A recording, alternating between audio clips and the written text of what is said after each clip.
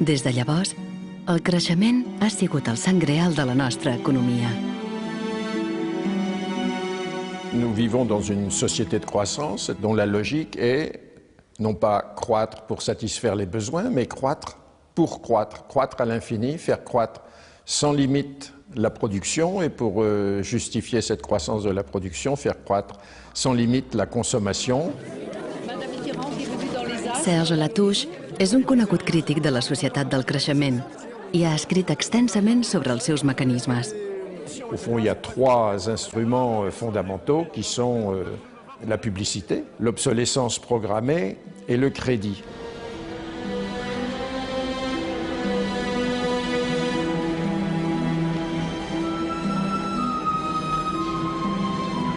In the last generation or so, our role in life seems to be just to consume things with credit, to borrow money to buy things we don't need. That makes no real sense to me at all. Els crítics de la societat de consum adverteixen que a llarg termini és insostenible, perquè es basa en una contradicció flagrant. Celui qui croit qu'une croissance infinie est compatible avec une planète finie est soit un fou, soit un économiste. Le drame, c'est qu'au fond, nous sommes tous des économistes maintenant.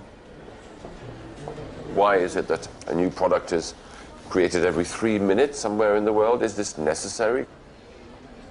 I think a lot of people have realized that things need to change when they're being told by politicians to go shopping or to start consuming as the best way to restart the economy. On peut dire qu'avec la société de croissance, on est embarqué dans un bolide qui désormais manifestement n'a plus de pilote, qui va à toute allure et dont on peut prévoir le destin qui est soit de se fracasser contre un mur, soit de sombrer dans un précipice.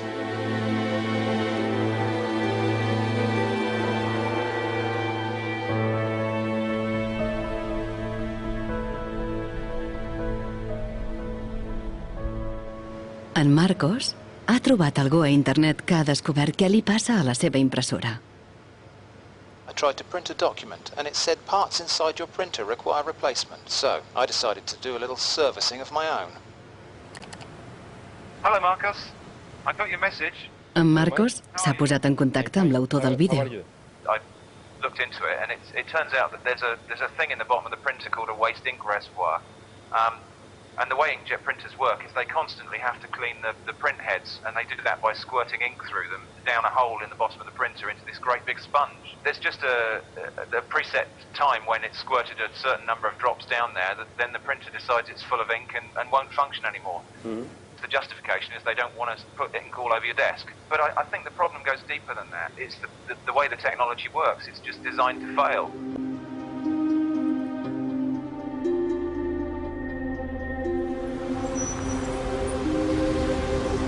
És ètic dissenyar un producte perquè falli? Què en pensen els dissenyadors i els enginyers de l'obsolescència programada? Giles Lade investiga com van reaccionar quan el concepte es va estendre. In the 1950s, there's a debate among engineers about whether or not they should be deliberately death-dating products. And most of the debate is framed in a magazine called Design News. Cada cop hi havia més directius que demanaven la caducitat programada, la reducció deliberada de la durada per mitjà del disseny tècnic. A lot of engineers felt that it was really a dirty strategy to make people pay for products that they deliberately broke. A la secció editorial de Design News, el debat era molt acalorat. A nation such as ours, leader among nations, turns its engineers into destroyers. It is even a crime against the natural law of God, and that we waste that which He has given us. So engineers were in a really complicated ethical time. This confrontation with planned obsolescence provoked them to examine their most basic ethical concepts.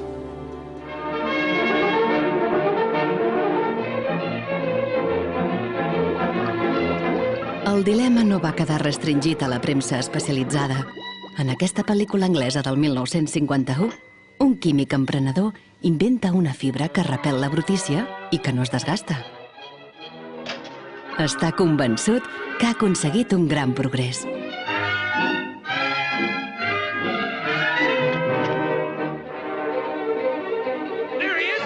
Però no tothom aprecia el seu descobriment i aviat ha de fugir, no tan sols dels propietaris de la fàbrica, sinó dels treballadors, que veuen perillar els seus llocs de treball. Well, that's really interesting, and it reminds me of something that actually happened in the textile industry. El 1940, el gegant químic DuPont va anunciar una fibra sintètica revolucionària, el niló. Les noies feien cua per comprar les noves mitges, que duraven molt temps. There's a picture in here of me in tights. I think I've got one. Oh yes, here it is. Stockings were a big issue in the 50s and the 60s. You had to wear them. To go out without stockings was really quite shocking. Quan tu t'arreglaves el diumenge que t'anaves a assaig o al cine o te n'anaves a ballar, normalment et posaves la roba de vestir. Llavors, clar, requeria posar-te unes mitges boniques. I si estaves al ball i estaves ballant i amb un cop o el que fos se't feia un forat, ja no volies ballar més perquè se te veia el forat de la mitja. Unes mitges resistents eren un gran progrés, però l'alegria va durar poc. My father worked for DuPont before and after the war in the nylon division, and he told me a story about how when nylon first came out and they were trying it out for use in stockings, the men in his division were asked to take these stockings home for their wives and girlfriends to try out. My father brought them home to my mother, and of course she was one of the testers. She was delighted with the first products because they were so sturdy. Els químics de DuPont tenien motius per estar contents del seu èxit, ja que fins i tot els homes alabaven la resistència de les mitges de niló. The problem was that they worked too well. They lasted too long. The women were very happy with the fact that they didn't get runners in them. Unfortunately, this meant that the companies producing the stockings were not going to sell very many. DuPont va donar noves instruccions al pare de Nichols Fox i als seus col·legues. For the men in his division, it was back to the drawing board to try to make the fibers weaker and come out with something that was more fragile and would run so that the stockings wouldn't last as long. Wenn man die Lebenszeit einer Strumpfhose verkürzen will, dann ist es eigentlich recht einfach, denn eine Strumpfhose besteht nicht nur aus Nylon, sondern sie besteht aus Zusatzstoffen, die zum Beispiel das Nylon stabilisieren gegen das UV-Licht von der Sonne. Jetzt kann man die Menge dieser Zusatzstoffe einfach variieren. Wenn man dafür wenig Zusatzstoffe oder gar keine reingibt, dann werden diese Strumpfhosen von der Sonne zerstört und dann reißen sie wesentlich leichter. Das heißt, man kann sozusagen den Zerfall, die Zerstörung einplanen. Poc després, es van tornar a fer carreres a les mitges. Això va ser una cosa molt escalonada, no va ser allò una cosa de dir, pom, ara venen de cop bones i ara de cop dolentes, entens? Va ser una cosa esgraonada cada vegada, doncs la mitja o era potser més fina, menys resistent.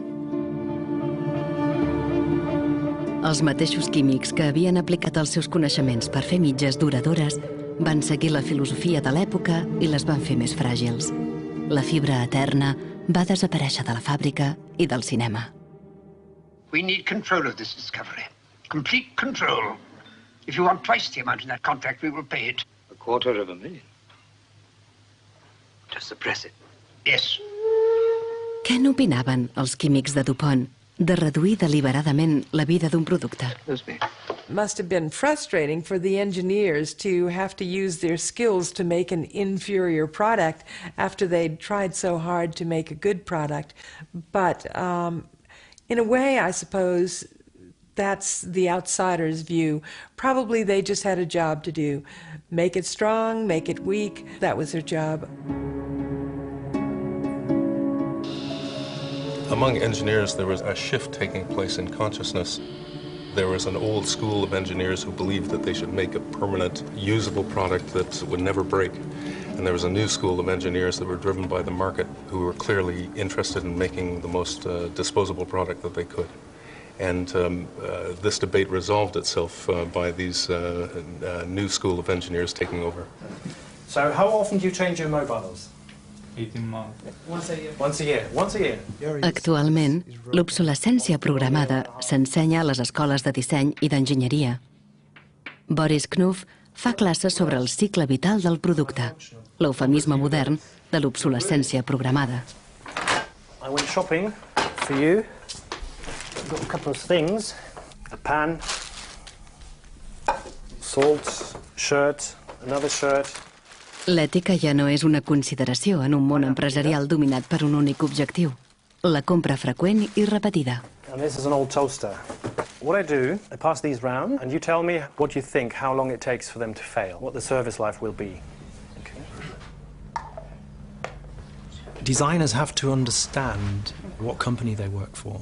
The company decides on a business model, how often do we want to renew our products, our offers. So this brief is given to designers, and designers have to understand and design the product in a certain way so it fits exactly the business strategy of the client they work for.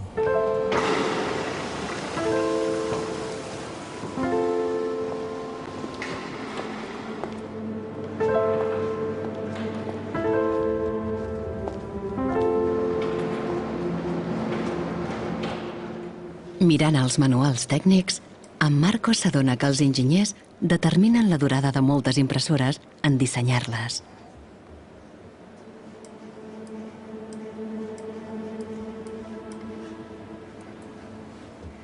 Ho aconsegueixen posant un xip dintre la impressora.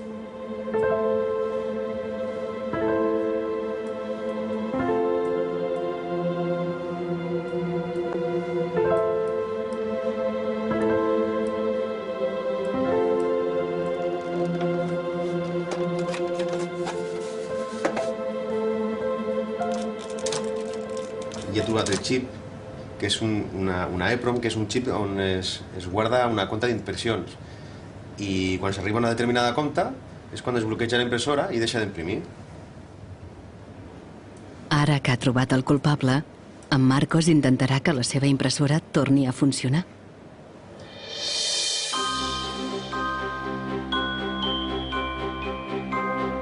A finals dels anys 50, els consumidors van començar a fer preguntes sobre l'obsolescència programada i els trucs dels fabricants.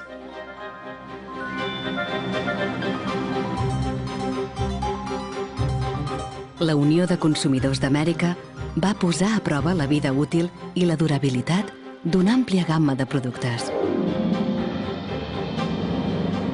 Van publicar els resultats a la seva revista, que tenia una circulació i una influència creixents. També van pressionar per aconseguir protecció legal pels consumidors. 20 anys després, van guanyar una primera victòria important contra l'obsolescència programada quan van entrar en vigor les primeres lleis de garantia.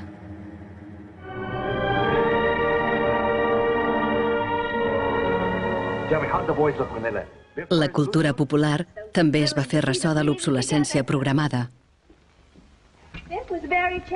Fins i tot va aparèixer a La mort d'un viatjant, la clàssica obra d'Arthur Miller. Once in my life, I'd like to own something outright before it's broken. I'm always in a race with the junkyard. Just finished paying for the car and it's on its last legs. The refrigerator consumes belts like a crazy maniac. They time those things. They time them, so when you finally paid for them, they're used up. The Waste Makers, publicat el 1960, va ser la primera anàlisi acadèmica de l'obsolescència programada. L'autor, Vance Packard, s'havia fet famós amb un llibre sobre el poder de la publicitat. La seva nova obra es va convertir en un best-seller. Good evening, Mrs. Packard. En una insòlita aparició a la televisió, va criticar una societat basada en el consumisme i el malbaratament.